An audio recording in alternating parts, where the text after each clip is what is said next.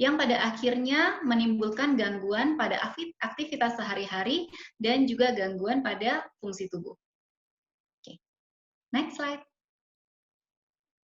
Nah, jenis stres itu sendiri ada dua, ada stres akut dan stres kronis. Secara definisi, stres kronis itu adalah stres yang terjadi seketika stres itu berlangsung lebih dari 14 hari. Perbedaannya, saya kasih contoh saja ya. Jadi kalau stres akut itu biasanya pada seseorang yang setelah berolahraga, itu stres akut. Terus yang misalnya kayak tadi yang nyetir, kena macet, itu stres akut. Terus misalnya ada masalah dengan pelajaran, masalah dengan tugas, merasa tidak bisa melakukan, itu stres akut. Kematian orang yang disayang itu stres akut juga, karena terjadinya cepat gitu. Bedakan dengan stres kronis yang lebih dari 14 hari, seperti seseorang yang mengalami sakit yang kronis. Itu stres kronis. Rumah tangga yang mohon maaf mungkin kurang harmonis, itu juga stres kronis. Atau seseorang caregiver atau seorang yang merawat keluarganya yang sakit, itu pun sebenarnya stres kronis. Jadi kalau dilihat dari contoh-contoh stres yang saya berikan tadi, sangat tidak mungkin bagi kita untuk menghindari yang namanya stres. Itu sama sekali nggak mungkin. Yang hanya bisa kita lakukan adalah mengendalikan dan memanajemen stres tadi. Oke, next. Nah, itu kalau dilihat dari jenis berdasarkan waktu. Sementara stres berdasarkan sumbernya, kita bagi menjadi dua juga, yaitu stres fisik dan stres psikis. Nah, stres fisik itu sendiri, misalnya tadi yang habis berolahraga, itu stres fisik. Apapun yang mengganggu fungsi tubuh duluan gitu. Sementara kalau stres psikis itu biasanya lebih mengganggu ke mental emosional terlebih dahulu. Jadi misalnya kehilangan pekerjaan itu tadi stres psikis. Merawat seperti misalnya merawat seseorang yang sakit. Sebenarnya itu stresnya double jadinya. Kalau dia capek jadinya stres fisik, lalu beban di pikiran jadinya stres psikis. Jadi kenapa saya mau menjelaskan sumber stres? Karena saya mau semuanya juga menyadari kalau stres itu tidak melulu soal psikis. Fisik yang lelah, ketika kita lelah, itu kita harus aware, kita harus sadari juga kalau diri kita itu sebenarnya dalam fase stres.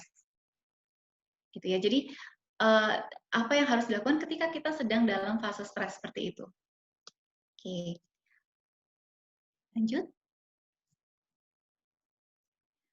Nah, ada beberapa hal yang saya ingin share untuk bagaimana caranya mengenali gejala-gejala stres, karena ini sangat-sangat penting sekali.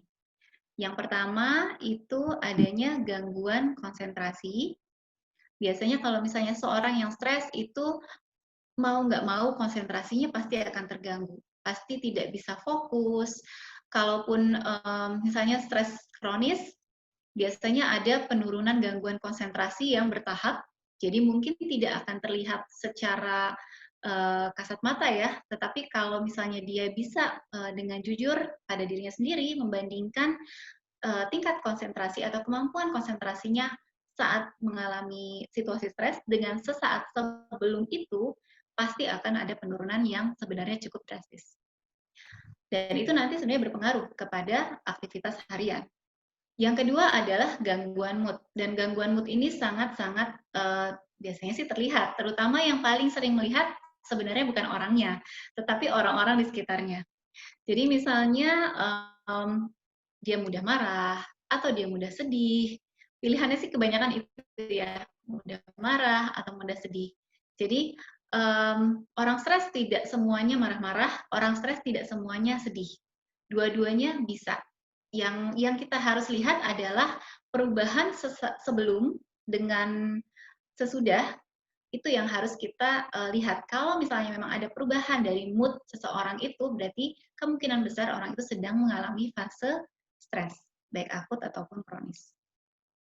Yang ketiga, ini sebenarnya sudah agak serem ya, kalau sudah ada gejala-gejala yang ketiga ini, yaitu menarik diri.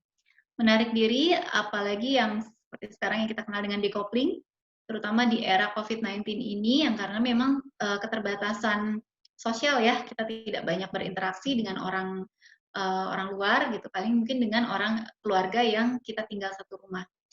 Nah, menarik diri ini bisa terjadi apabila kadar stresnya satu, luar biasa. Misalnya pada menghadapi kematian orang yang kita sayang. Itu biasanya pasti akan ada fase penarikan diri. Dan ini adalah sebenarnya kalau misalnya untuk apa ya, ada namanya 5 stage of grief, itu pasti ada fase dari menarik dirinya, dan itu adalah sesuatu yang wajar. Tetapi penarikan diri yang berlangsung terlalu lama itu adalah sesuatu yang harus kita pahami benar-benar kalau orang ini bisa sampai jatuh pada fase depresi. Yang terakhir adalah kemampuan untuk mengurus diri yang semakin berkurang atau semakin menurun. Jadi kita harus lihat nih, kalau misalnya seorang itu biasanya dandan, biasanya mungkin berpakaian rapi, biasanya mungkin meja kerjanya itu rapi, tiba-tiba kok sepertinya tidak peduli. Nah, itu bisa jadi karena masalah pada stres juga. Oke. Next, Queen. Oke. Kita sampai pada slide terakhir. Dan saya memang tidak mau terlalu banyak sharing, karena saya juga maunya kita banyak diskusi ya, semoga banyak yang punya kasus ataupun pengalaman tentang stres itu sendiri. Di sini saya memberikan 3 langkah atasi stres, tapi sebelum sampai di 3 langkah ini, yang saya mau tekankan adalah dalam menghadapi stres kita harus mampu untuk berbesar hati dan mengakui dulu. Karena awareness atau kewaspadaan diri terhadap dan kemampuan untuk mengakui kalau kita memang sedang berada pada fase stres adalah tahap awal kita mampu untuk memanajemen stres itu sendiri. Karena yang saya lihat adalah kalau misalnya ada pasien datang ke saya, dari cara mereka berbicara, dari cara mereka bercerita tentang masalahnya, itu ada sebenarnya stresnya. Tetapi kebanyakan hampir tidak pernah mau mengakui. Padahal stres itu bukan suatu kelemahan. Yang saya mau tekankan, stres itu bukan suatu kelemahan. Stres itu bukan suatu hal yang memalukan. Stres itu bukan gangguan jiwa. Stres itu ada di mana-mana.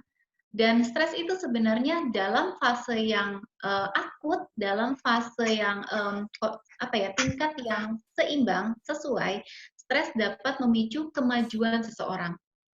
Jadi ubah dulu pola pikir kita mengenai stres, dan sehingga saya harap kita mampu untuk berbesar hati untuk mengakui dan menerima kalau mungkin kita sedang ada dalam fase stres tersebut. Karena awareness adalah langkah awal. Kalau misalnya seseorang itu tidak mau mengakui dirinya sedang mengalami stres atau masuk pada fase denial, tidak akan banyak hal yang bisa kita lakukan. Oke. Ketika kita sudah aware nih, oke, saya mengalami stres. 3 langkahnya apa? Yang pertama adalah seimbangkan ekspektasi. Seimbangan ekspektasi ini sebenarnya saya belajar dari pengalaman pribadi sih. Jadi paling mudah, karena memang stres itu biasanya terjadi antara ekspektasi yang ada di pikiran kita dengan realita yang ada, yang kenyataan yang memang ada di hadapan kita. Ya, jadi kita harus seimbangkan dulu. Kadang-kadang ekspektasi kita sudah tinggi, udah melayang gitu ya, udah ngambang kemana-mana. Tetapi ternyata realitanya sangat jauh dari kenyataan. Nah, itu kita harus turunin dulu ekspektasinya, seimbangkan dulu dengan kemampuan kita. Karena saya yakin kok, sebenarnya semua orang itu mampu untuk berkembang. Tetapi memang kita membutuhkan proses sampai seberapa kita saat ini itu bukan masalah gitu loh. Tetapi kondisi yang tidak sesuai tadi sebenarnya nanti akan memicu diri kita untuk belajar lagi, untuk lebih maju lagi. Tetapi kita harus menyeimbangkan ekspektasi kita saat ini. Itu yang pertama. Yang kedua adalah membentuk support system. Support system ini apa? Support system itu adalah orang-orang yang bisa kita percaya, orang-orang yang teman-teman kita, keluarga kita, atau bahkan grup online, grup di Facebook, grup di WhatsApp gitu ya. Support system adalah mereka yang akan bisa jujur dengan kita, mereka yang akan mensupport kita. Supportnya itu real ya, bukan fake loh. Jadi harus mampu untuk menerima kita apa adanya, dan mau ya istilahnya mau untuk melihat kita maju juga gitu. Jadi bukanlah orang-orang yang bisa menjadi orang yang seperti itu, yang akan bahagia melihat kita maju, yang akan bisa jujur sama diri kita juga, karena kadang-kadang kita membutuhkan itu. Dan support system, ketika kita mau membentuk support system, yang perlu diingat adalah yang namanya hubungan atau relationship atau support system, karena support system adalah sebuah hubungan, sebuah relationship base. Kita harus ingat kalau itu selalu two ways, itu selalu dua arah. Jadi ketika kita ingin, saya mau dong bentuk support system untuk diri saya, kita harus mau untuk menjadi support system orang tersebut seketika mereka butuh. Kenapa? Karena hanya dengan seperti itulah support system itu akan berjalan. Tidak bisa kita minta orang untuk menjadi support system kita, ketika mereka butuh kita tidak mau, itu pasti nggak akan jalan support systemnya. Jadi itu, seketika kita memiliki support system yang kuat, yang enaknya adalah seketika kita memiliki stres atau masalah yang berkepanjangan, kita bisa lari, kita bisa ke support system itu, kita bisa minta saran, kita bisa sharing gitu. Dan karena misalnya support system itu sudah cukup kenal seperti apa kita, mereka bisa, oh tahu nih, oh ini berarti dia hanya butuh didengarkan, oh dia sedang mencari saran. Itu gunanya support system. Dan support system ini tidak terbatas pada keluarga, tidak terbatas pada pasangan, tidak terbatas pada teman, siapapun sebenarnya bisa. Yang penting adalah mereka mampu untuk menerima kita apa adanya, mampu untuk jujur pada kita, dan mau untuk melihat kita bahagia. Itu intinya. Yang terakhir adalah ciptakan pola tidur yang sehat. Kenapa? Mungkin ini cerita sedikit ya tentang COVID-19. Ada banyak masalah yang saya dan suami saya juga lihat pada pasien-pasien COVID-19 yang mengalami gangguan tidur. Terus terang semuanya kondisinya menurun dengan sangat cepat. Jadi pola tidur itu sangat berpengaruh terhadap sistem imun dan terhadap stres.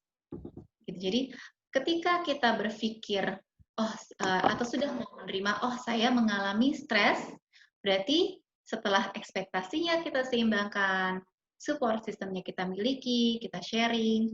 Yang ketiga adalah kita balik lagi, kita lihat apakah pola tidur kita sudah sehat belum? Sudah 7-8 jam belum? 7-8 jamnya jam berapa? Jangan jam 1 malam baru tidur gitu ya. Paling baik mungkin jam 10, jam 11 itu sudah ada di tempat tidur. Nah, tidur yang sehat sebenarnya mampu untuk mempengaruhi mood dengan sangat-sangat efektif. Makanya ada beberapa orang yang kalau misalnya sedih, mungkin maunya tidur terus gitu ya.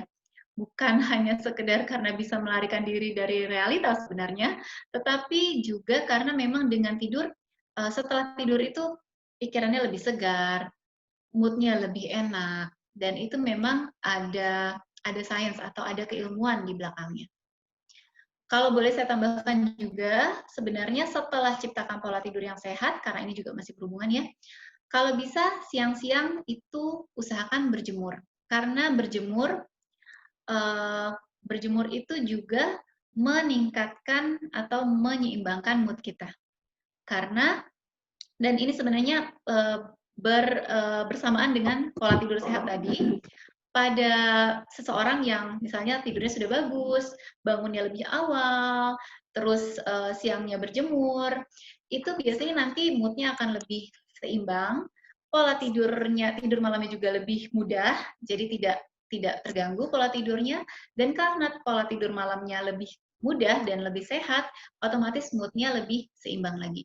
Jadi itu siklus yang harus kita pertahankan, siklus yang harus kita lihat sebelum kita memulai dengan misalnya obat-obatan, suplementasi atau apapun, itu kita benarin dulu. Karena yang saya lihat adalah seketika kita tiga ini kita benar-benar coba lakukan, tiga ini kita perhatikan benar-benar, dan kita mau jujur pada diri kita sendiri. Segimana sih pola tidur kita? Seperti apa support system kita? Ketika kita mau jujur dan ketika kita benar-benar melakukan ini, itu sebenarnya efeknya sangat luar biasa. Nah, sampai di sini mungkin 3 langkah atasi stres. Next slide. Oke, kalau misalnya ada yang mau saran, atau ada yang mau tanya-tanya, atau ada yang mau get to know me better, bisa ke Instagram saya, Dr. Lisa Silvani, ataupun bisa via WA. Terima kasih banyak, semoga sharing yang saya berikan, walaupun sedikit dan sederhana, semoga bisa bermanfaat, dan saya berharap dengan ini semuanya makin memperhatikan kesehatan mental kita lagi, karena sebenarnya terutama dengan kondisi COVID-19 itu menjadi satu masalah yang sangat-sangat luar biasa. Terima kasih. Wassalamualaikum warahmatullahi wabarakatuh. Waalaikumsalam warahmatullahi wabarakatuh. Oke, kalau oke. Mbak Nida, ada yang mau bertanya kah? Nida. Ya, sebentar. Ada. Tadi aku maaf saat ada sempat mati internetnya sedikit rada error. Jadi aku baru dapat, maaf sebentar, aku lihat ada pertanyaan nih Dr. Lisa dari Grace Yahaya. Ya, Dr. Grace. Nah, ya, Dr. Grace. Ya. Nah, tapi sebenarnya tadi di atasnya ada lagi. Mungkin karena tadi internet saya sedikit error, jadinya saya baru ada yang ini dulu ya. Nanti mungkin yang atasnya Bu In bisa dibacakan ya, Bu In ya. Nggak ada, Mbak Nida. Nggak ada. Baru mulai di Dr. Grace. Mulai Dr. Grace. Oke, silahkan dibacakan. Oke. Ya, pertanyaannya Dr. Lisa, apakah stres itu ada hubungannya dengan ketidakseimbangan mikroflora dalam guts atau usus kita? Bagaimana membedakannya? Ya, ini dari dokter soalnya pertanyaannya ya. I'm actually not prepared for this. Oke, saya usahakan ya. I'll do my best. Halo Dok Sarah. Oke, sebenarnya memang pada seseorang yang stres itu memang sudah pasti mikrofloranya itu tidak seimbang, itu udah jelas. Karena mikroflora pada seseorang yang stres, pada orang yang diabetes, pada orang yang penyakit jantung itu pasti beda-beda. Itu sudah ada penelitiannya. Jadi itu memang kalau misalnya kita menghadapi seorang dengan stres kronis ya, karena kalau stres akut saya rasa tidak harus sampai sebegitunya, tetapi pada kondisi stres kronis, memang kita harus melakukan terapi lah, atau memperbaiki keseimbangan mikroflora tersebut. Kalau membedakan, mungkin maksudnya membedakan apakah stres itu ada hubungannya apa enggak. Kalau dari saya, yang saya tahu adalah stres itu pasti akan mengganggu. Stres itu pasti akan mengganggu. Jadi kalau misalnya dibilang stres tidak mengganggu mikroflora, saya nggak pernah dengar sih ya, karena stres pasti akan mengganggu. Pertanyaannya adalah, stres duluan yang memicu mikroflora yang terganggu, atau mikrofloranya duluan yang terganggu akhirnya memicu stres? Karena kita harus ingat, kalau ini karena ada dokter pertanyaan, karena kita harus ingat ada hubungan antara parasimpatis-simpatis, ada hubungan dengan ANS kita, autonomic nervous system kita, ada hubungan dengan nervus vagus. Jadi saraf vagus ya, saraf 10. Jadi itu semua yang akhirnya berhubungan dengan gut brain axis. Itu tuh panjang penjelasannya. Jadi mungkin saya cut di sini saja. Intinya memang pasti terganggu kok, pasti terganggu mikrofloranya. Jadi kalau misalnya sudah stres, ya harus diperbaiki mikrofloranya juga. Oke. Terima kasih Dokter Lisa. Dokter Grace sudah cukup ngerti dari Dokter Lisa ya? Sudah, terima kasih Dokter Lisa. Sama-sama, semoga ini ya, semoga nggak kecewa dengan jawabannya. Enggak lah, masa kecewa. Makasih ya. Tunggu Dokter Sarah masih kemut. Dokter masih kemut. Ya. Oke. Mau mengingatkan juga mungkin Dokter Lisa bahwa ya tadi Dokter Lisa bilang mana duluan ini, mikrofloranya duluan atau stresnya duluan.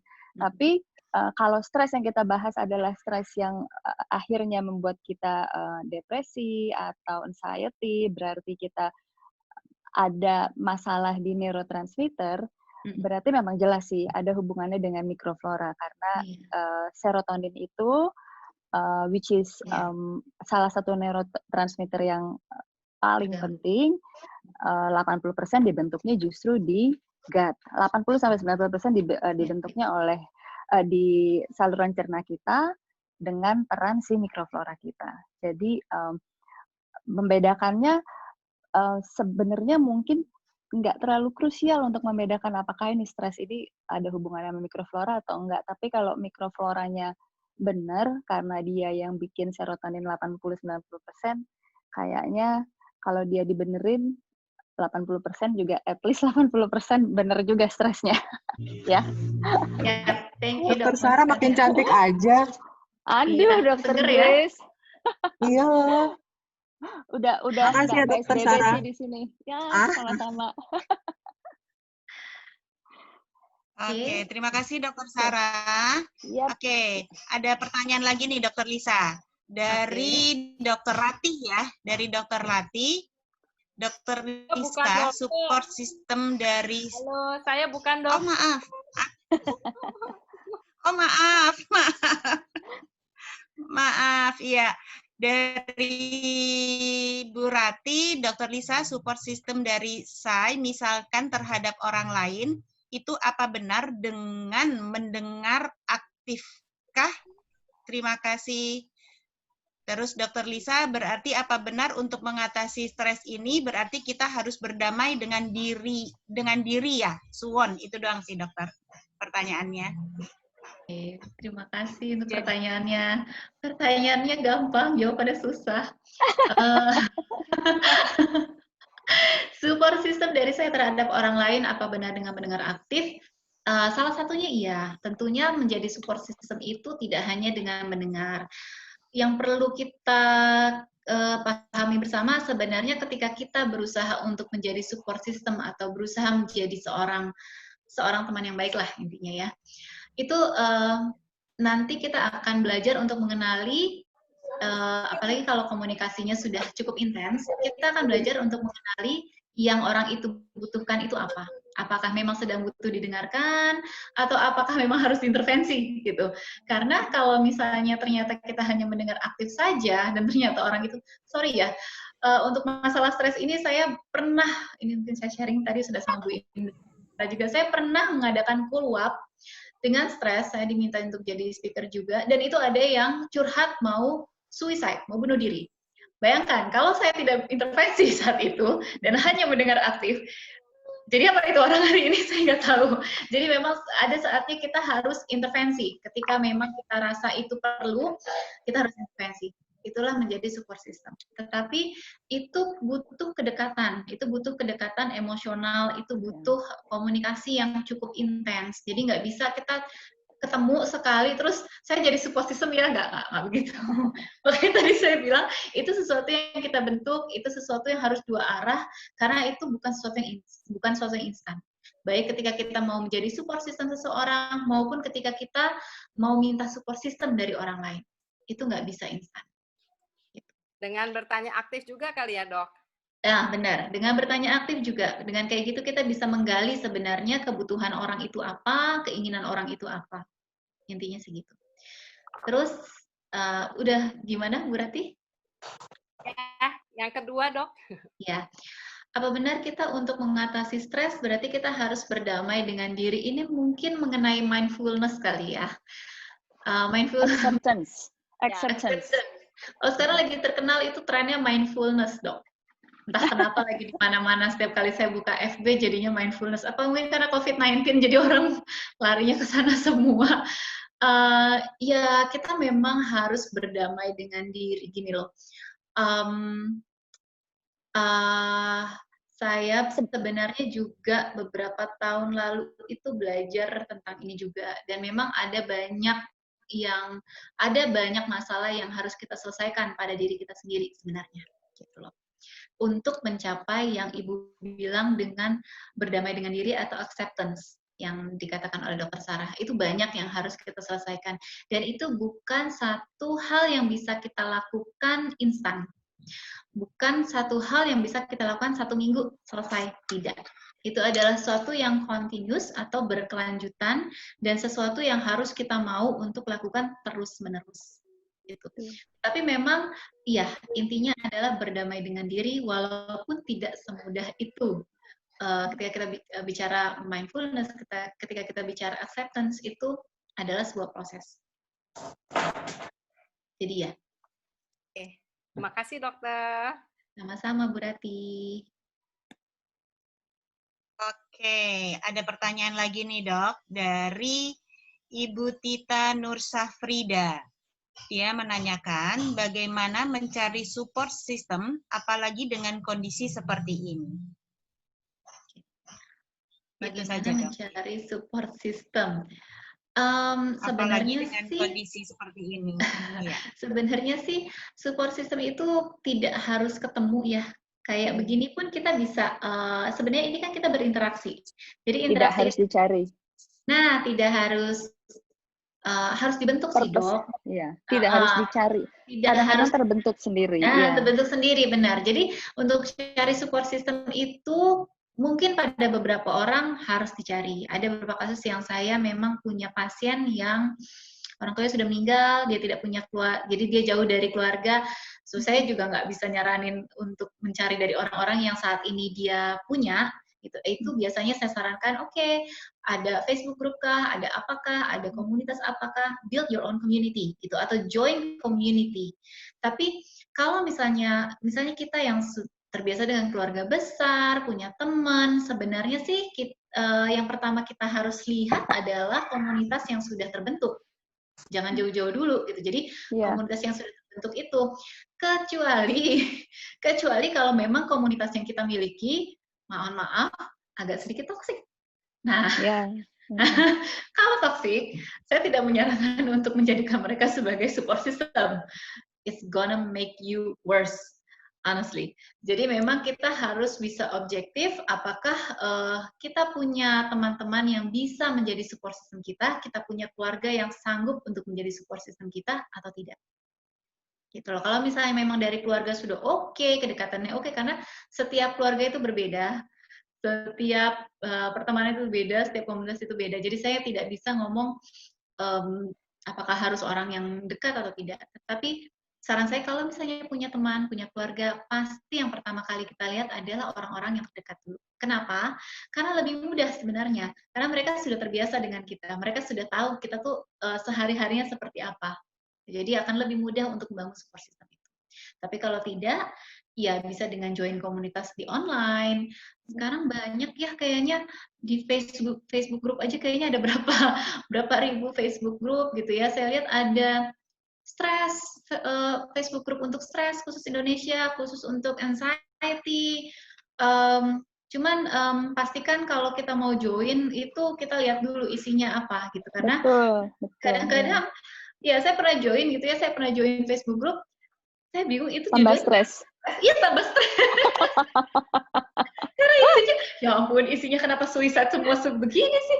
Ini jadinya, jadi saya tidak jadi ketika kita mau gabung ke komunitas, kita lihat dulu gitu. Apalagi kalau misalnya online kan kita bisa lihat postingannya ya, postingannya itu isinya apa dulu. Kita lihat dulu kalau postingannya positif, itu ada satu tempat yang mungkin kita bisa join, nyaman, terus bisa jadi support system. Tapi kalau isinya itu permohonan bunuh diri gitu ya semuanya, ya ampun. Permohonan, wow. Better jangan. Takut sekali. Terjadi pengen. Karena itu menular loh. Itu menular. Iya, itu betul. Toxic pikiran ya, Mbak. Iya. Betul. Oke. Dari Ibu Tita sudah cukup mengerti ya. Ada pertanyaan lagi, Bu Tita? Iya, boleh nambah ya? Boleh. Pakai ini ya. Jadi gini, maksudnya saya kan memang biasa kerja keluar ya. Biasa keluar aktif gitulah. Terus dengan kondisi ini, jadi istilahnya terus jarang, memang kalau pakai grup gitu-gitu tuh online itu jarang, nggak pernah. Jadi memang seringnya tuh interaksi dengan orang gitu. Nah sekarang jadi karena ini ya itu yang membuat stres.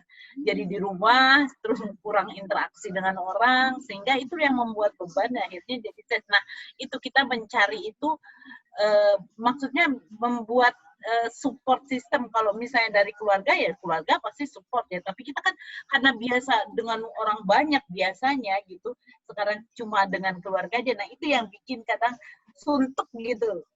Iya, mengerti. Supportnya bukan yang kita harapkan itu sebenarnya. Kalau dari keluarga mungkin supportnya bukan yang kita harapkan. Beda biasanya dong. Orang yang tinggal sama kita itu belum tentu mengerti kita. Iya. Kadang-kadang malah bosen denger keluh kesah kita.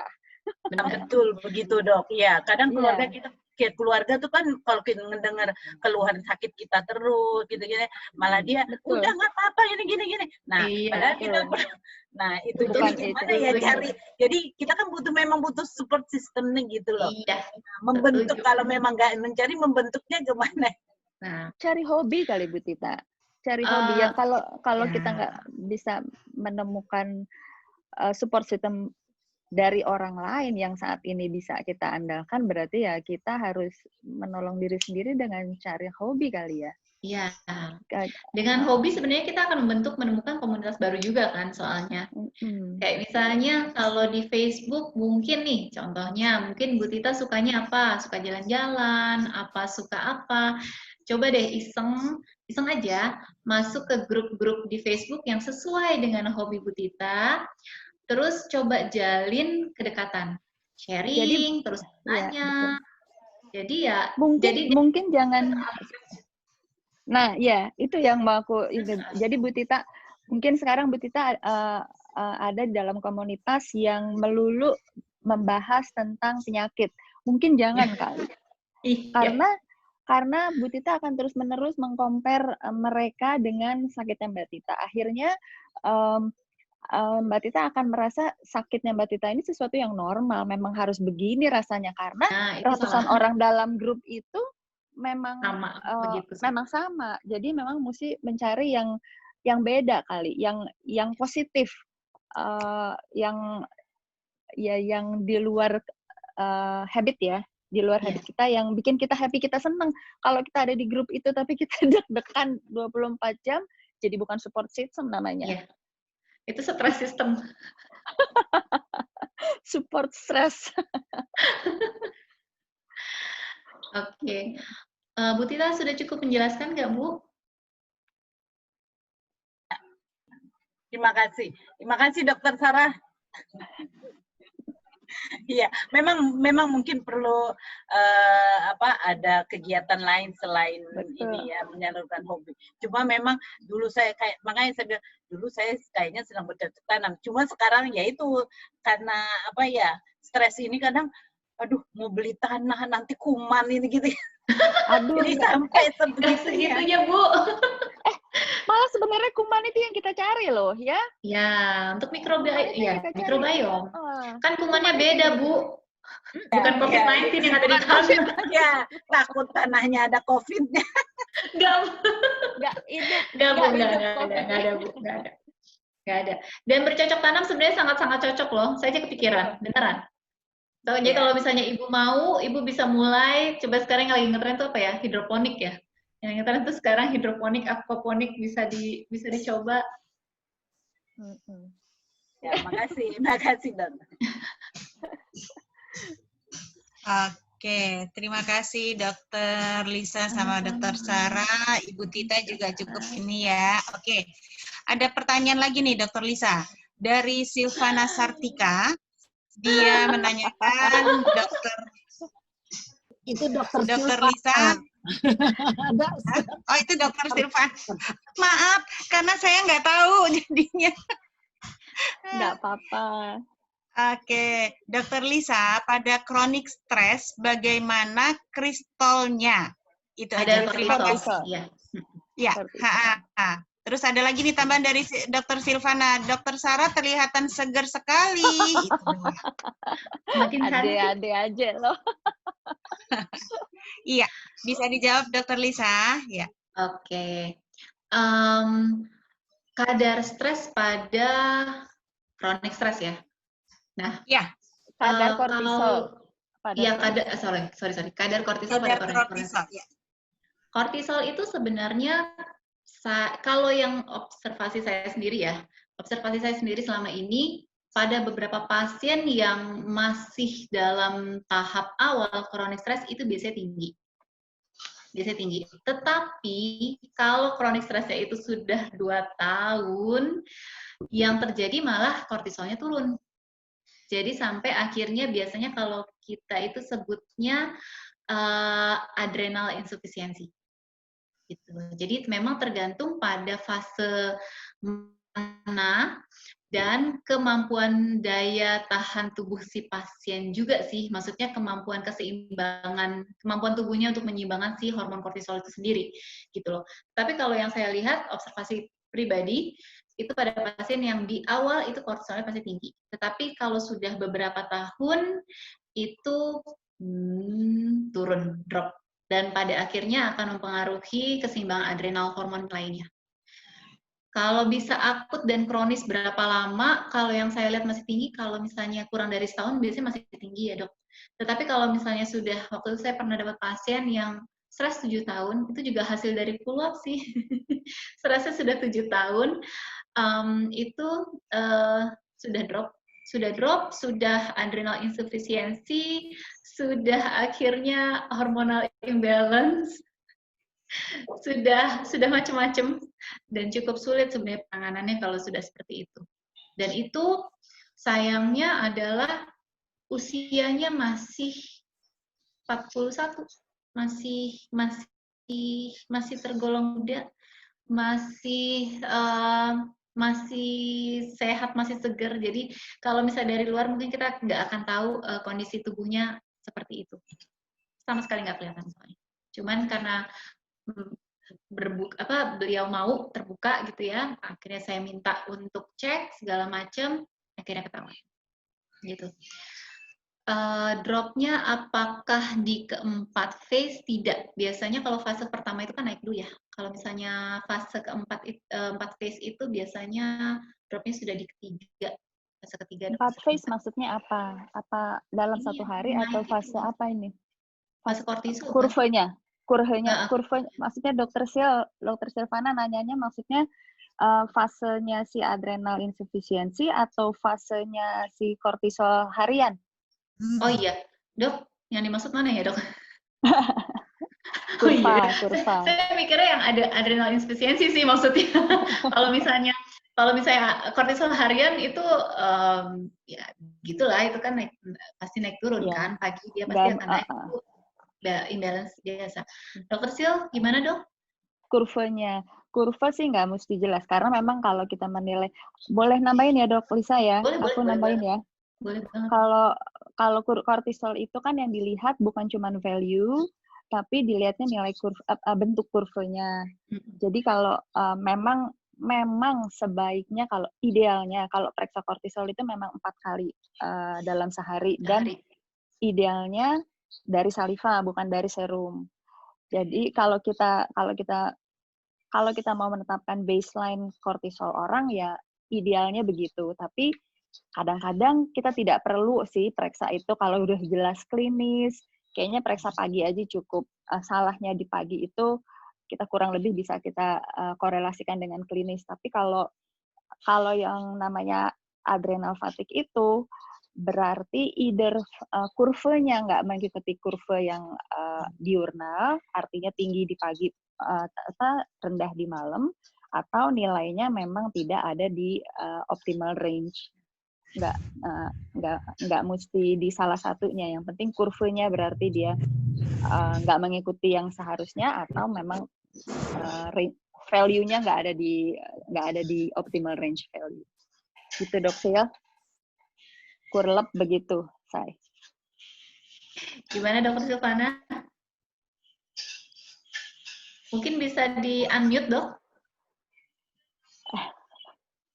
Malu-malu kucing dia. Idealnya dia, karena kortisol itu hormon, karena si kortisol itu hormon stres, artinya secara kurva dia itu beroposit dengan melatonin. Jadi dia harus naik pada saat di jam 4 jam 5 pagi ya, Somogyi efek ya, mulai semuanya. Makanya dengan kortisol mulai naik, tensi naik, gula naik, itu si Somogyi efek. Jadi kita bangun dengan itu, berarti within 1 jam setelah kita bangun itu dia harus naik paling tinggi. Jadi kenapa? Karena itu hormon kita untuk beradaptasi dengan stres. Jadi bangun tidur kita harus langsung bisa beradaptasi dengan stres hari itu. Jadi dia paling harus tinggi itu pagi. Setelah itu dia mulai turun sampai dia di malam hari itu dia harus paling rendah. Karena kalau dia nggak turun, melatonin kita nggak akan terbentuk. Jadi kenapa orang susah tidur? Karena biasanya orang-orang dengan yang stres tadi, kortisolnya tinggi terus. Kalau kortisolnya masih tinggi, si melatoninnya tidak akan terbentuk, nggak akan terbentuk. Jadi dia tidak tidur gitu. Gitu.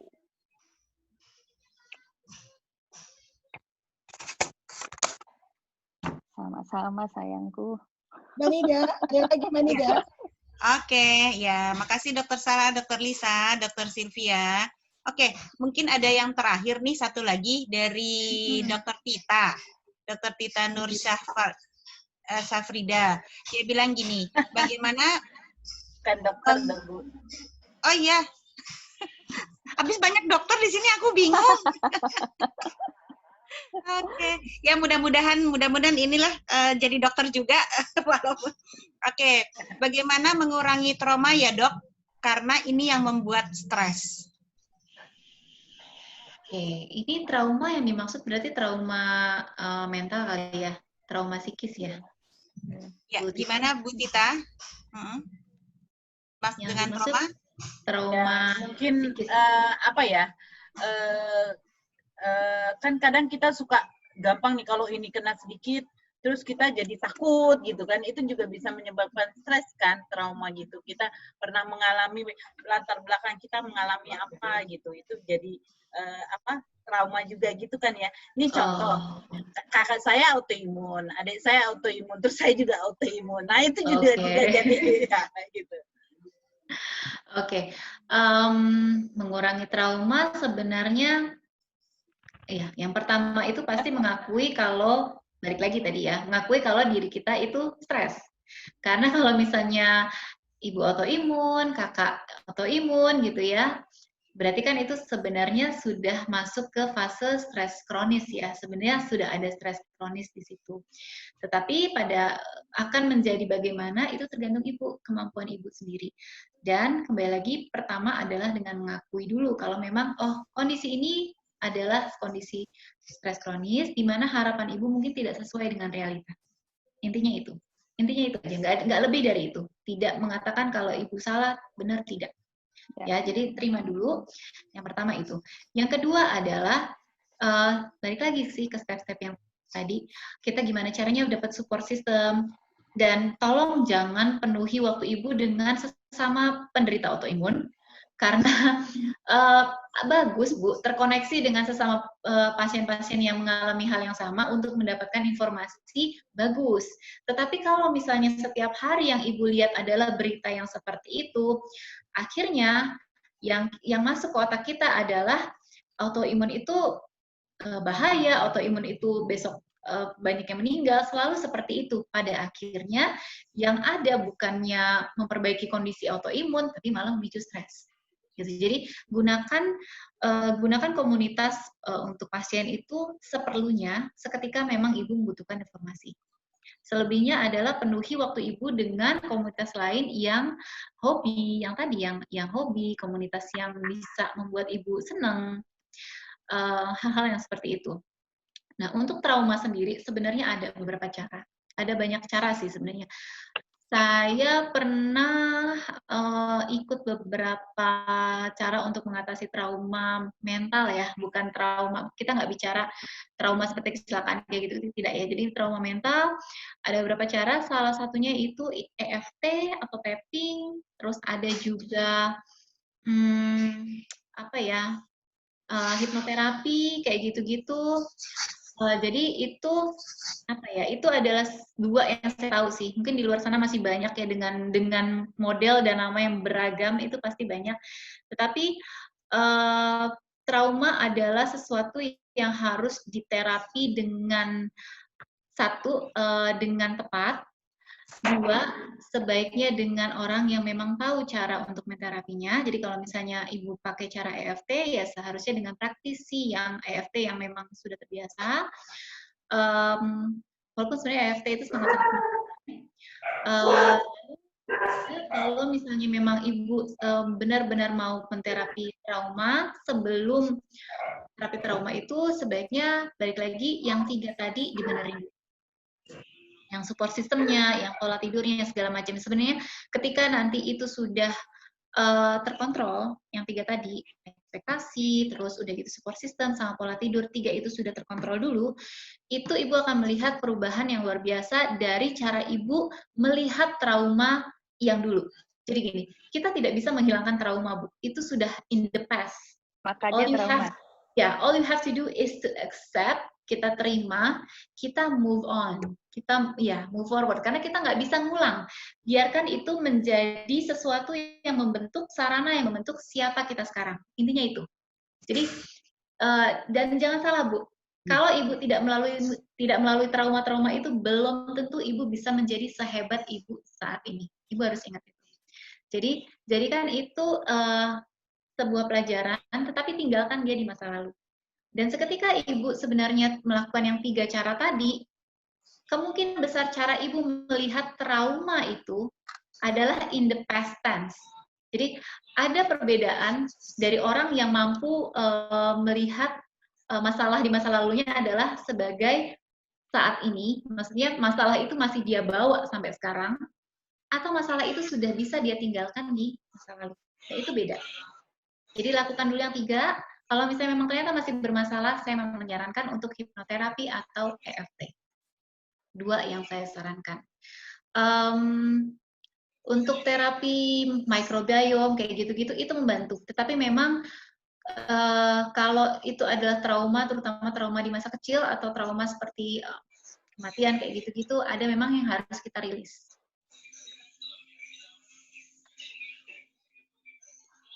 Semoga cukup menjelaskan, Bu Tita.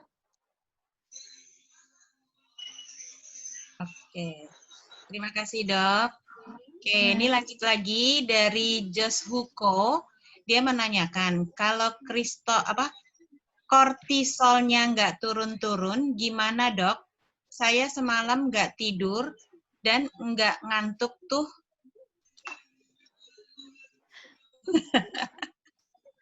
Bisa dijawab, Dokter?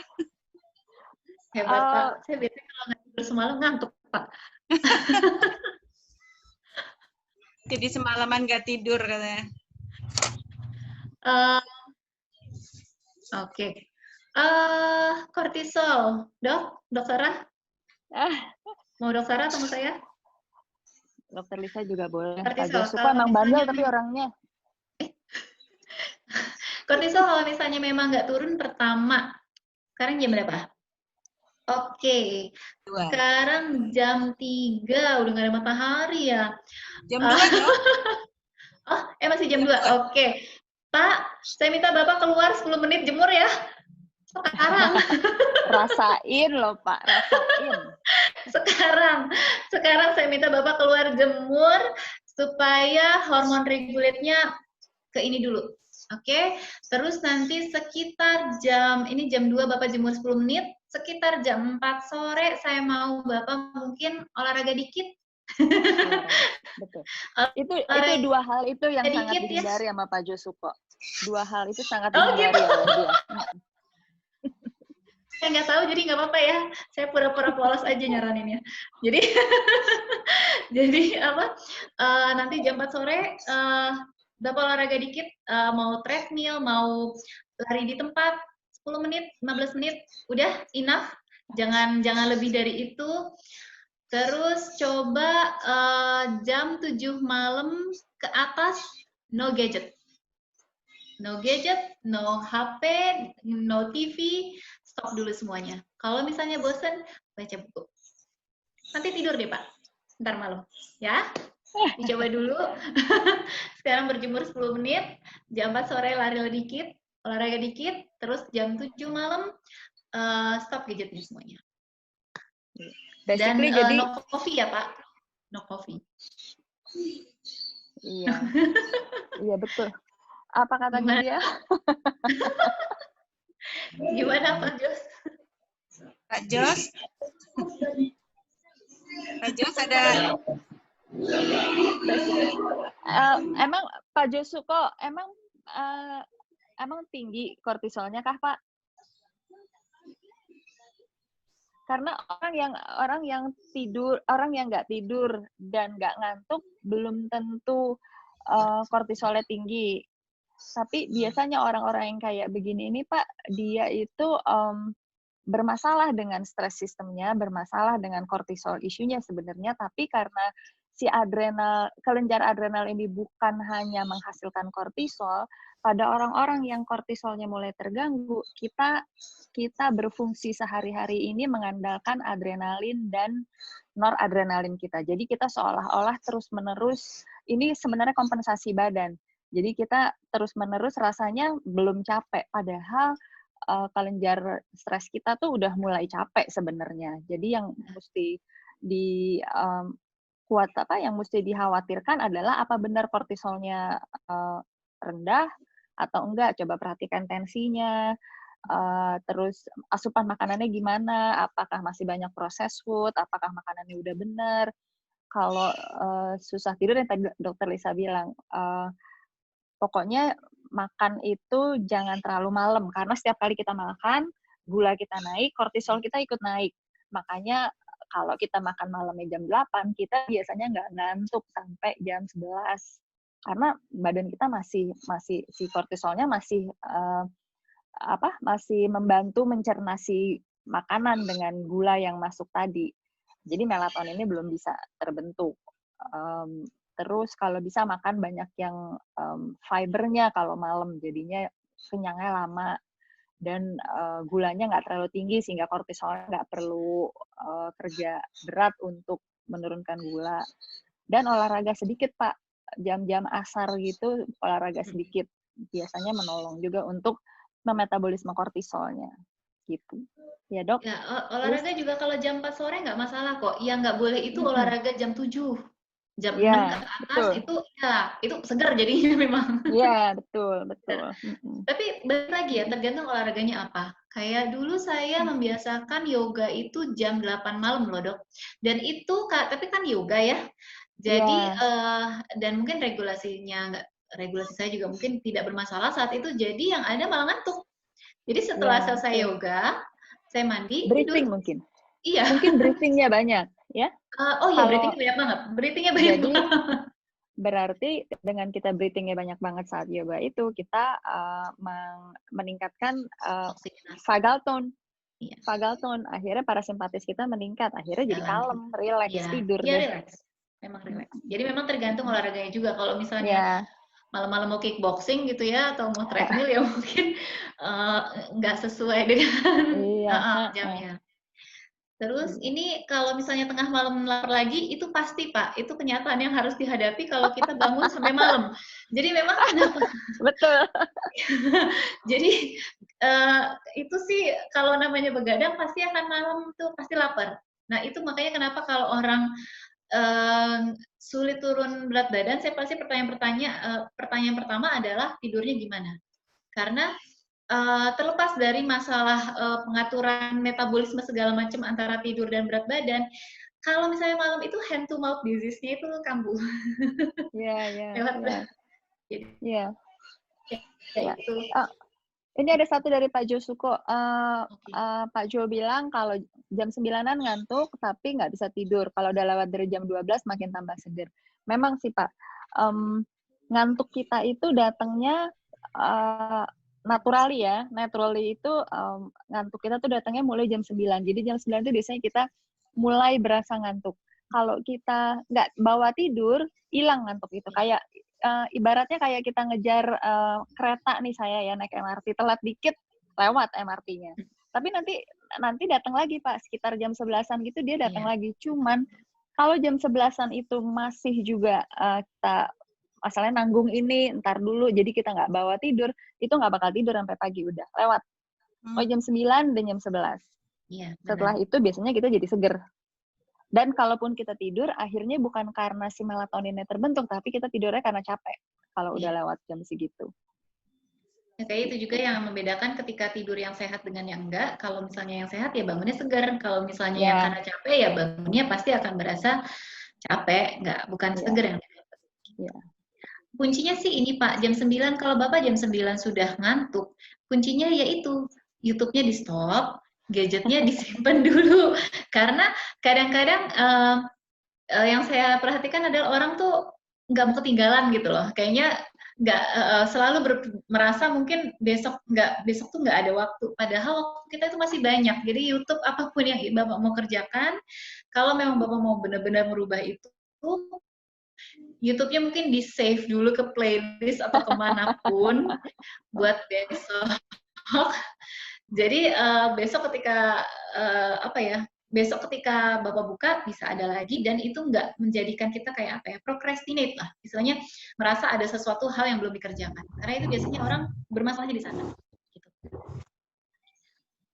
Oke, lanjut. Apa itu?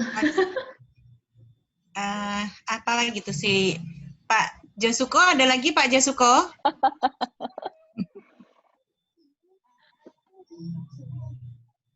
Jasuko, ya kalau ada TV radio hanya baru tidur katanya lah. Oke, ini sambung ya Dokter Lisa. Ini kebetulan di pertanyaan dari Bu Tita, dia bilang katanya kemarin ini saya pernah ikut Zoom katanya kalau olahraga sore juga bisa bikin kita malam jadi seger Dok. Makanya kalau olahraga harus pagi, benar nggak itu Dok? Ini melanjut dengan yang tadi pas Pak Jasuka juga ya, nyambung. Ya, itu yang tadi udah dibahas tadi juga. Ya? Kalau misalnya sore nggak masalah selama masih jam 4, tapi yang nggak boleh itu yang jam 7 ke atas, jam 6 ke atas gitu. Jadi kalau masih sore sih nggak masalah. Tetapi misalnya jam 7 malam pun sebenarnya pada beberapa macam olahraga kayak yang tadi saya katakan, itu yoga yang penuh dengan breathing exercise, itu sebenarnya nggak apa-apa. Justru dia akan bikin relax. Jadi tergantung pada pemilihan olahraga yang sendiri dan jamnya itu jam berapa. Kalau jam 4, jam 3, jam 4, jam 5 itu masih oke tuh. Tapi kalau udah jam 6, sudah maghrib, stop. Kalau bisa sih stop. Oke. Iya. Ada lagi pertanyaan lagi nih Dokter Lisa dari Bu Hesti. Dokter, bagaimana mengatur tidur yang sehat? Sementara sudah usaha menghilangkan pikiran, tetapi tetap susah tidur. Apa pengaruh juga dengan umur yang sudah di atas 55 tahun ya Dok? Terima kasih. Pertama saya mau menepis satu mitos tentang tidur ya. Secara statistik dikatakan itu kebutuhan tidur pada maksudnya pada orang yang sudah usia lanjut atau semakin tua usia seseorang itu semakin berkurang. Sebenarnya kalau pada beberapa hal yang saya pelajari, nanti mungkin Dokter Sari juga bisa koreksi kalau misalnya saya salah, pada beberapa yang saya pelajari itu sebenarnya kebutuhan tidur itu sama.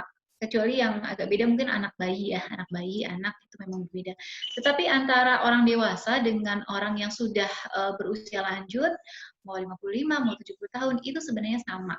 Tetap 7-8 jam yang sehat. Kebutuhan, kalau kita ngomong kebutuhan.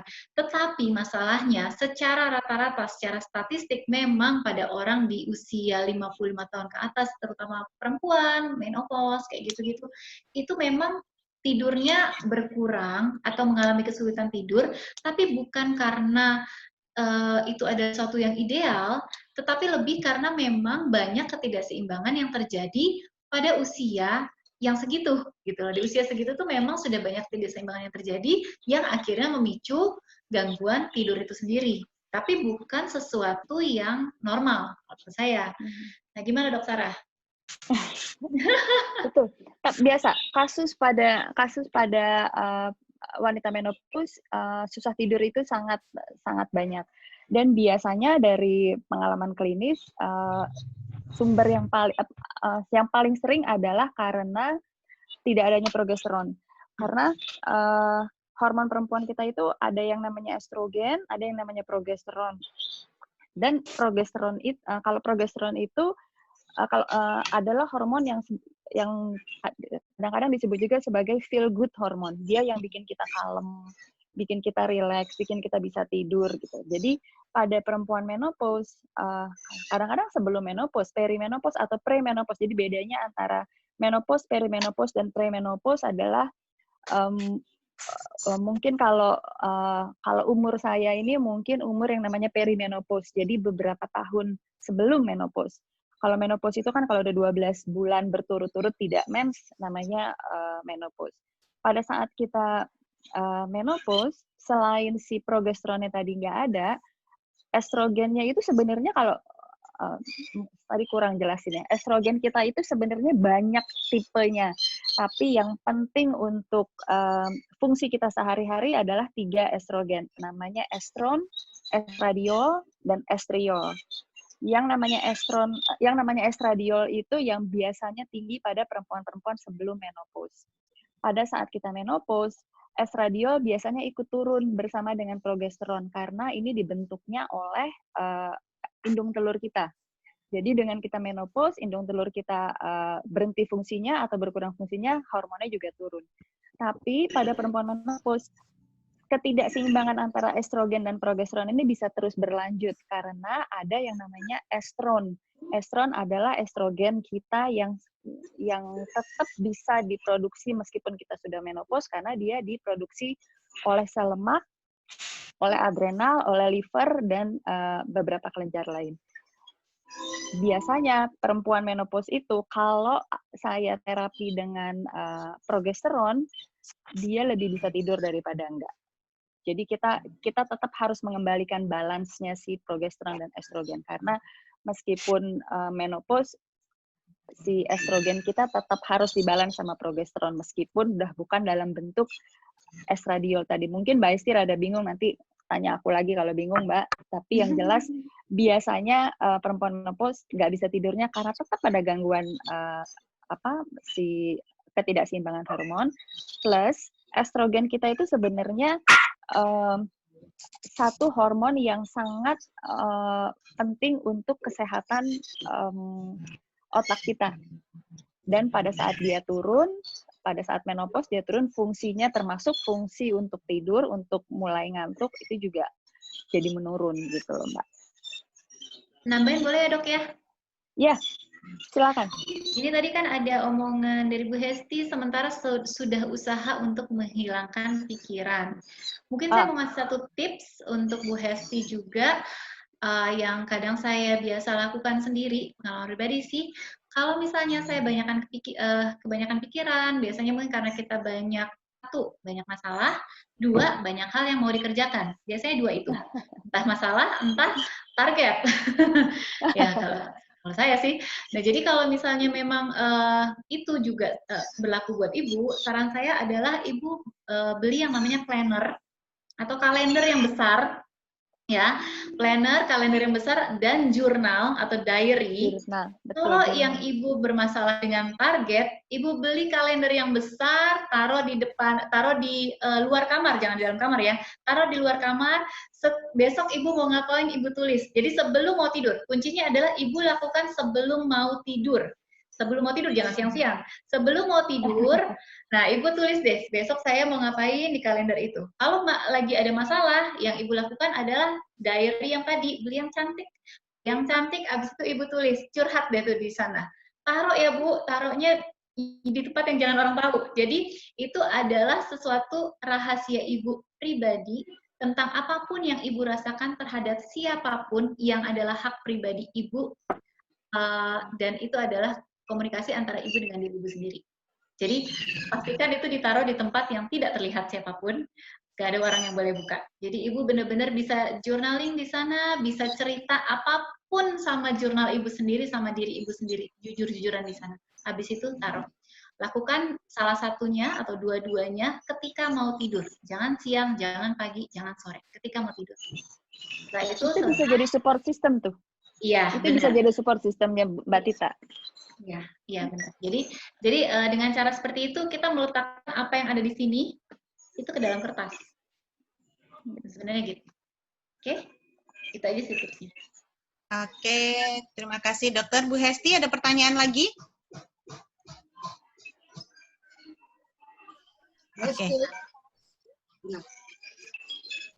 Oke, lanjut ya dokter ya. Terima kasih dokter Lisa, dokter Sala. Ini ada satu lagi dari Ibu Rosalita Nitawati.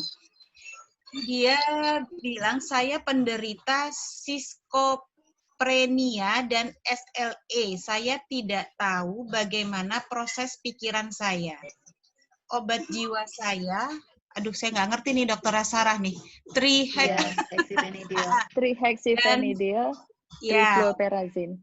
Oke, kalau tidak minum obat, sering dengar suara yang tidak nyata. Sulit untuk mengontrol pikiran. Apa yang harus saya lakukan? Saya minum obat tidak tiap hari, dua kali seminggu tiap Senin dan Kamis malam. Setelah minum obat, rasanya tidak enak, gelisah. Apa yang harus saya lakukan untuk mengendalikan schizophrenia yang saya derita, dok? Itu aja. Bisa dijawab, dokter? Silakan. Kalau dari saya, mungkin saya dulu, habis itu nanti saya lamar ke dokter Sarah. Tuh, kebiasaan. Kalau dari saya, oke Bu, ini Ibu sudah mendapatkan obat ya. Jadi konsultasi kepada dokter Ibu harus tetap dijalankan, tidak boleh putus. Lalu apa yang tadi saya berikan, yang 3 step tadi, terutama yang support system 1, dan yang kedua pola tidur, itu kalau ibu benar-benar mau berubah, ibu lakukan itu juga.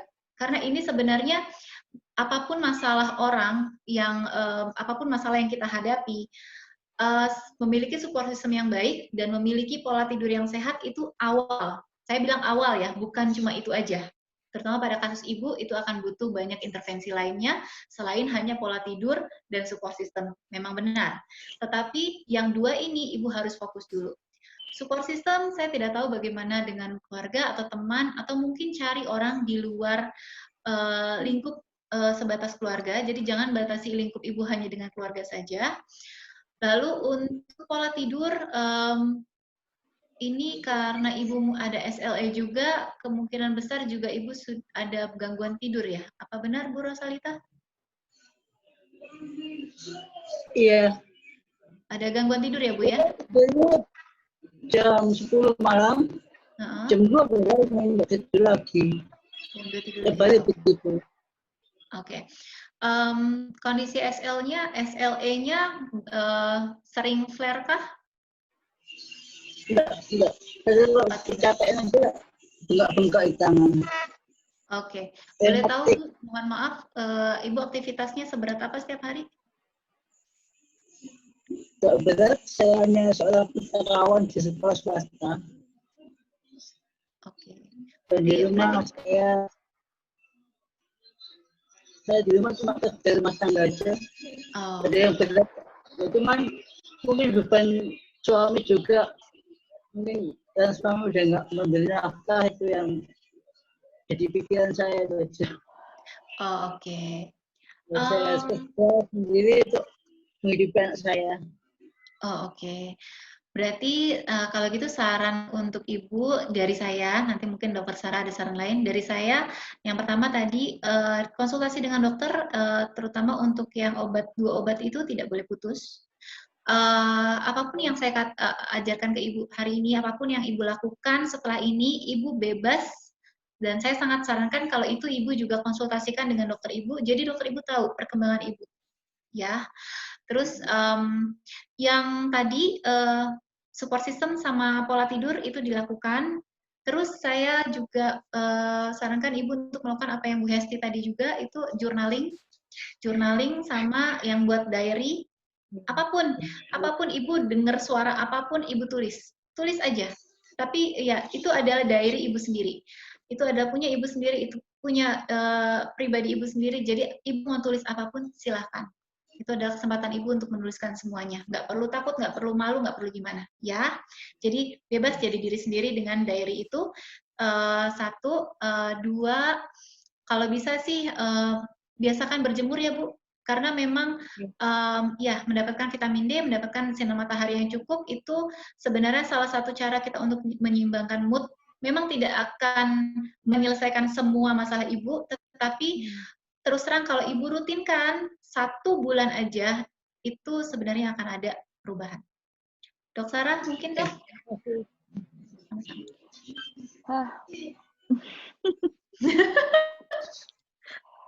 Seperti yang Dokter Lisa bilang ya, Bu Rosa, bahwa konsultasi dengan dokternya tidak boleh putus, tapi semua efek samping yang nggak enak harus dilaporkan, karena untuk pemakaian obat jangka lama seperti kayak gini, yakinlah pasti ada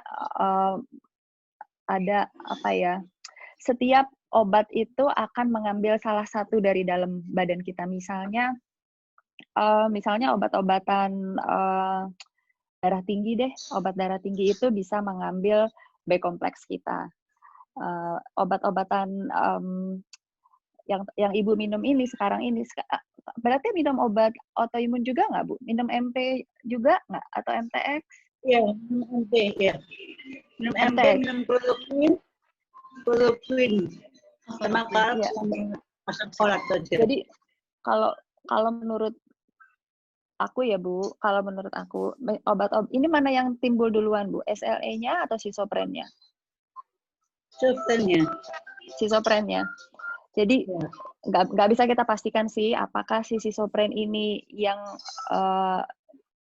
akhirnya berhubungan dengan SLE-nya, karena semua penyakit pasti dasarnya adalah sama adanya satu inflamasi yang kronis. Inflamasi ini yang duluannya timbulnya ke susunan ke neurotransmitter kita, sehingga yang termanifest adalah Sisopren, atau di mana itu kita nggak tahu. Jadi tapi dengan pemakaian obat-obatan jangka panjang, pasti efek samping obat-obatan ini akan membuat namanya low grade, jadi low grade chronic inflammation, yang simpelnya mungkin obat-obatan jangka panjang ini membuat kita akhirnya kurang gizi Bu, kurang vitamin B, kurang CoQ10 misalnya, atau kekurangan magnesium. Jadi mungkin yang paling, selain Ibu journaling, setiap habis minum obat rasanya nggak enak. Apa nggak enaknya? Apakah perutnya yang nggak enak? Apakah apa rasanya yang nggak enak?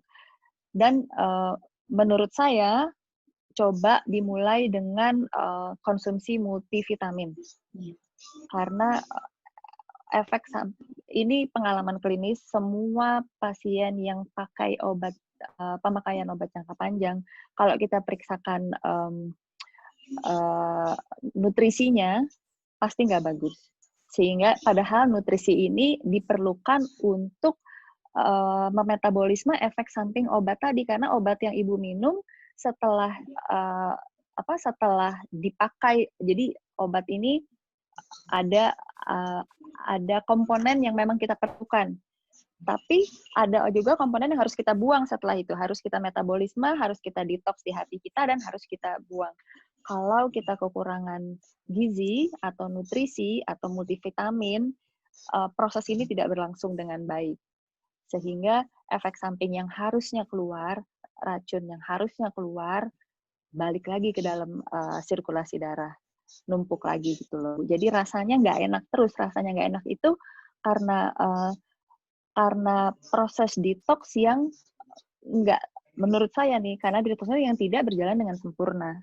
Tapi detox kita itu sangat bergantung dengan semua multivitamin. ABC, kalau ada skema proses detox nih, aku punya fotonya sih sekarang. Yang itu kita bisa lihat bahwa pathway itu, metabolisme itu sangat tergantung dengan segala macam multivitamin yang harusnya kita dapetin dari makanan. Tapi dengan kita minum obat-obatan, metabolisme perut kita juga, pencernaan kita juga jadinya nggak cukup baik. Sehingga saran saya, coba cari multivitamin yang baik, mulai dengan itu. Multivitamin, B kompleks, omega 3, yang dasar. Tapi jadikan itu basic. Setelah itu coba Ibu perhatikan lagi. Dan karena ini adalah suplemen, jangan diharapkan sebentar.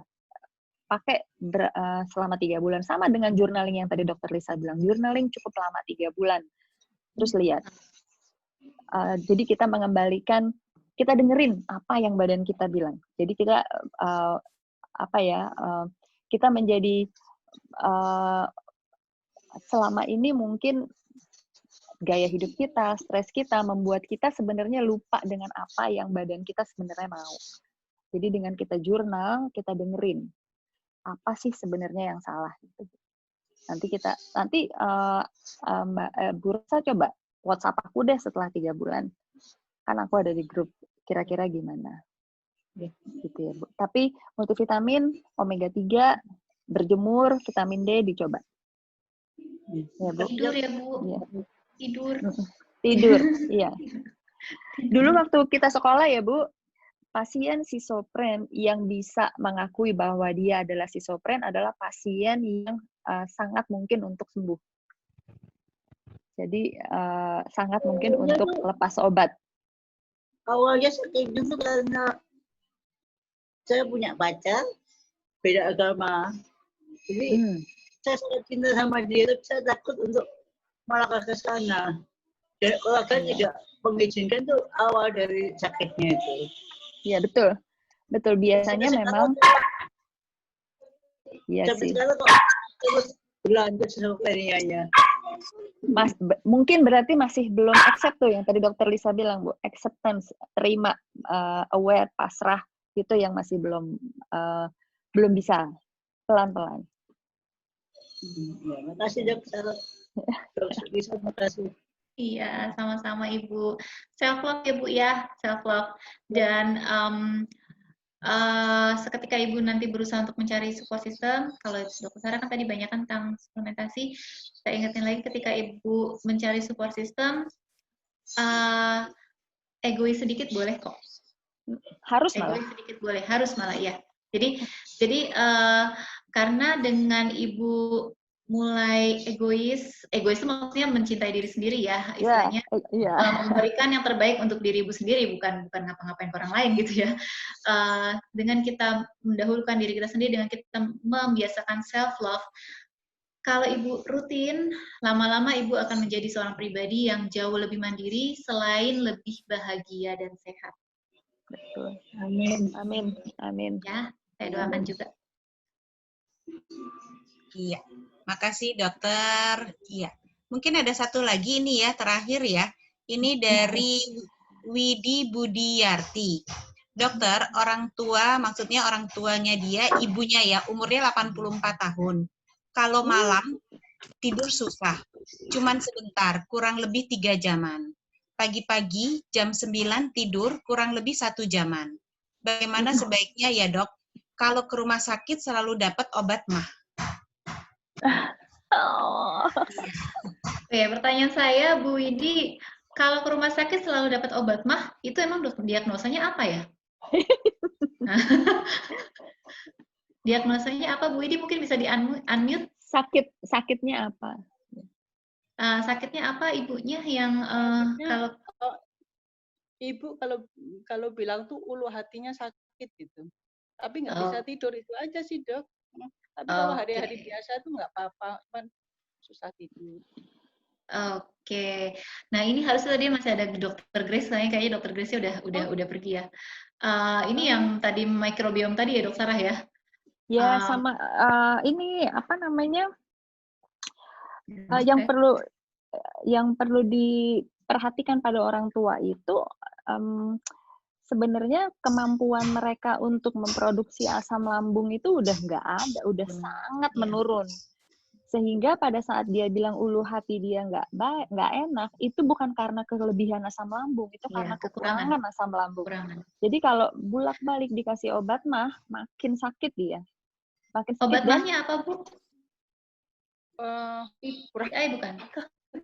Nexium paling, Lanzo yang paling sering ya dikasih.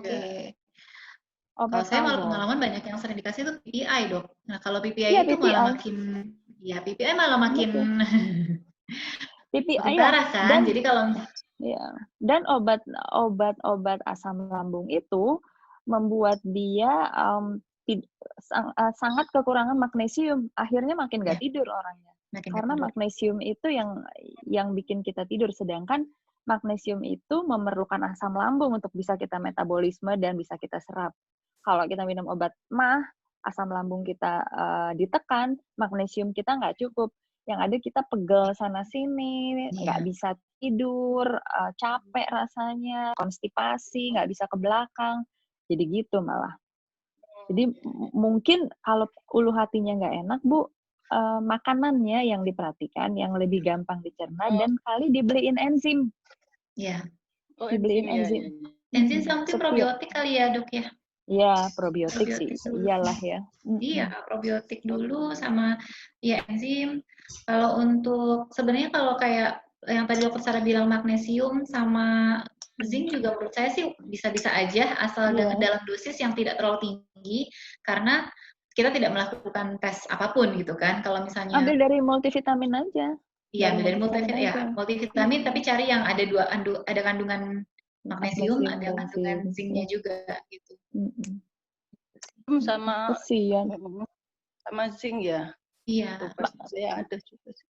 Multivitamin aja Bu, yang gampang. Multivitamin sama beliin enzim. Oh iya. Iya sih, terima kasih.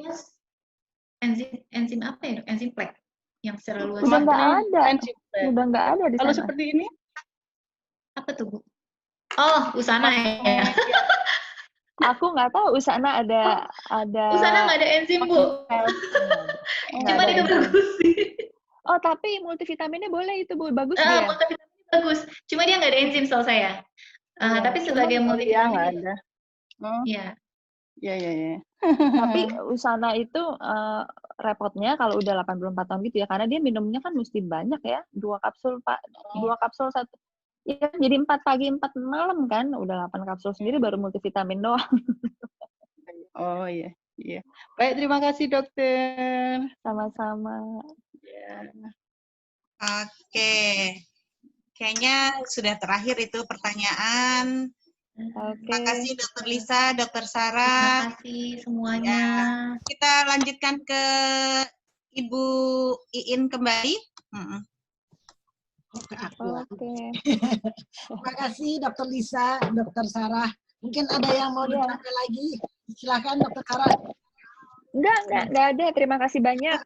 Semoga bermanfaat sharing kita hari ini. Amin. Makasih ya Dokter Lisa. Terima kasih juga Dokter Sarah. Sudah banyak dibantu. Sama-sama membantu. Mungkin tambahan sedikit kali ya, kalau misalkan ada beberapa pertanyaan dari yang ikut serta ini bisa langsung hubungin ke Dokter Lisa atau ke Dokter Sarah ya, itu aja ya. Boleh. Boleh ya. Boleh. Oke.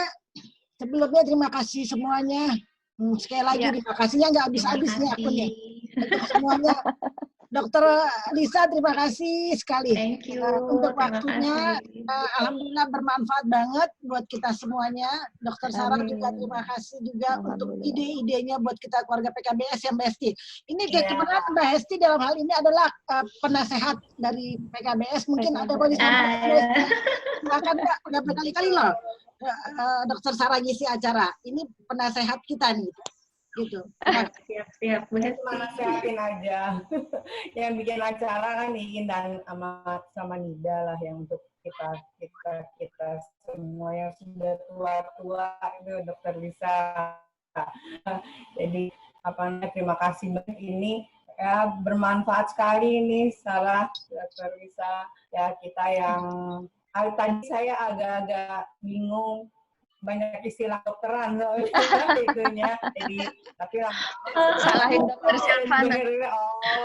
Agak ngerti gitu, banyak dokter pesertanya ya, jadi yang lainnya udah istilah kedokteran doang. Tapi lama-lama saya dengerin itu, oh iya maksudnya ini, jadi agak itu. Memang sih saya atas nama PKBS ucapin terima kasih banyak, terutama untuk Dokter Sarah nih yang mau membantu PKBS untuk panggil teman-temannya nih.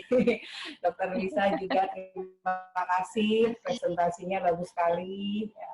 Ya, kayaknya itu aja saya. Terima kasih Mbak Esti. Kalau itu sih saya mungkin mau nanya langsung ke Dokter Sarah aja ya.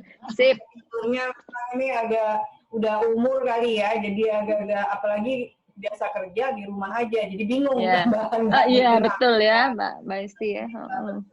Jadinya badan nggak olahraga juga, ya udah seumur gini semua udah kaki udah sakit, ini sakit semuanya udah sakit semua jadinya. Jadi ya paling olahraga ya ngepel, cari-cari yang gampang lah. Oh nanti Mbak, nanti kita akan bikinin webinar tentang olahraga abis ini. Jadi yang berikut tentang sebenarnya bukan olahraga, movement lah, untuk kita stay aktif, bukan cuma olahraga aja. Setelah itu juga kita akan bahas soal pain, bagaimana movement ya. Jadi emang badan kita ini kan didesain untuk, gen kita ini didesain untuk selalu aktif. Jadi kita nggak mungkin diem aja sehat tuh nggak mungkin. Jadi kita akan bahas juga tentang bagaimana movement itu bisa membuat kita sebenarnya align badan kita, align life kita untuk lebih sehat gitu. Nanti kita bahas ya Mbak. Terutama untuk yang 50 tahun ke atas kali ya Sarah. Oh itu masalah apa tuh berarti itu sebenarnya masalah menopause.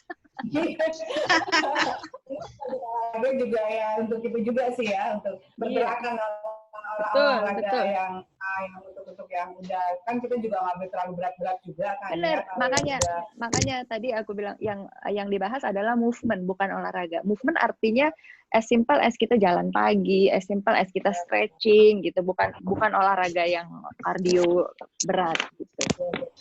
Udah nggak lagi. Nggak mungkin. Oke, Mbak. Terima kasih ya semuanya. Oke, sama-sama. Terima kasih Mbak Esti. Oke. Ada lagi Nida mau disampaikan? Enggak, cukup itu aja. Nggak ada lagi. Ini cuma ucapan terima kasih aja dari dokter-dokter cantik katanya. Ini ada Dokter Tita ada Mbak Tita minta di-share juga tuh materinya. Ya. Mungkin bisa ini kali ya, bisa minta nomor teleponnya atau buat Ya, Mbak Tita minta yang materi minggu lalu yang soal Iya dok, food. Minggu lalu soalnya banyak ininya juga dok, biar bisa dilihat. Betul. Minggu lalu tuh betul. Aku share ke Suster Yuli aja kali ya. Iya boleh. Ya. Oke Mbak Tita, nanti aku ke Suster Yuli ya. Gitu ya. Oke, terima kasih semuanya yang sudah gabung. Sampai kita ketemu minggu depan lagi. Udah berkurang banyak ya, kita belum foto loh. Boleh dibuka nggak? Iya, udah berkurang banyak. Boleh dibuka nggak videonya? Buka dong. Yuk buka semuanya, buka semuanya. Enggak, oke. Kita foto sama-sama. Maaf ya, aku telat, ya ampun, kelupaan. Ya, kasihan. Aduh, Halo, kesel Menu. aku. Sebel dah. Telat.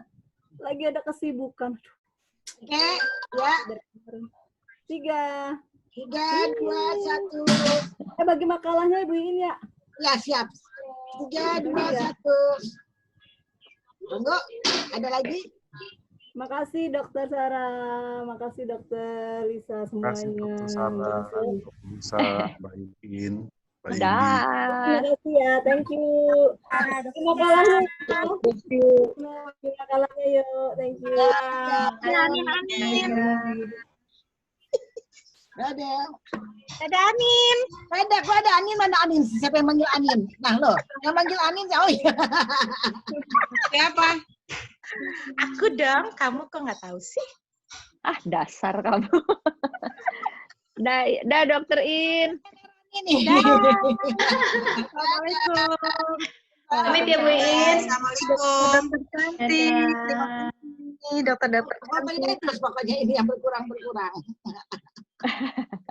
Dah, ngopi dulu. Dah. Dah, makasih Dokter. Ngopi. Bu Iin bagi ya makalahnya tadi. Siap, sip. Boleh. Ya, thank you. Kita itu ya. Rumpis. Nida sama Mbak Esti boleh hold bentar nggak? Ya. Jangan itu dulu, turun belum. Esti udah pergi itu. Ada Ibu Yasmin.